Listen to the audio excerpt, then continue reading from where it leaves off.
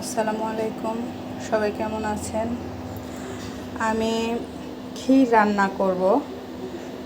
শীতের দিনে সবাই রসের ক্ষীর খায়, কিন্তু আসলে এখন রস তো নাই, শীতও না, এখন রস নাই। সেই জন্যে রসের ফিল আনার জন্যে গুড় দিয়ে ক্ষীর রান্না করব।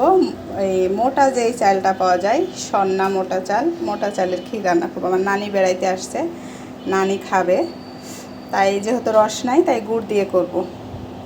আমার বাসায় 12 মাসই গুড় থাকে, কারণ আমি ডিপ ফ্রিজে রেখে দিই। কত সুন্দর লাগছে বলেন তো। আমাদের গমের ভাতও খাই, আমরা গমের ভাত রান্না করি।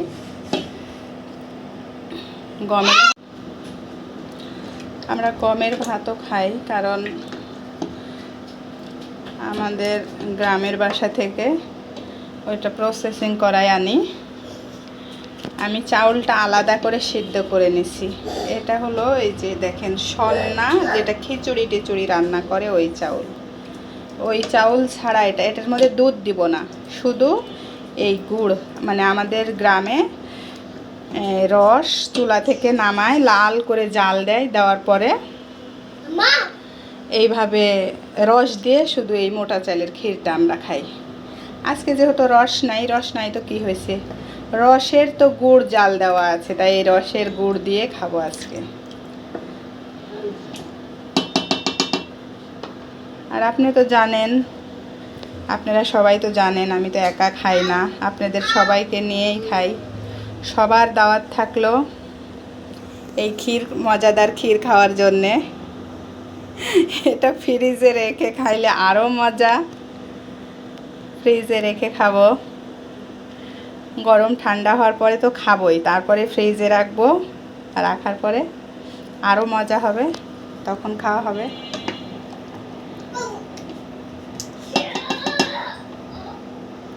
তানভি, কি করো তুমি? ডিগবাজি মারতে যা ঘাড়ে লাগবে কিন্তু।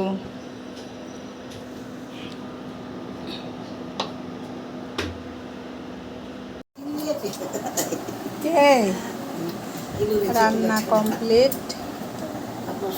অনেক সুন্দর হয়েছে, একটু খাইয়ে দেখছি, অনেক মজা হয়েছে। তুমি খাবা? তুমি একটু তৈলি খাও। খাবে না? খেতে পারো না?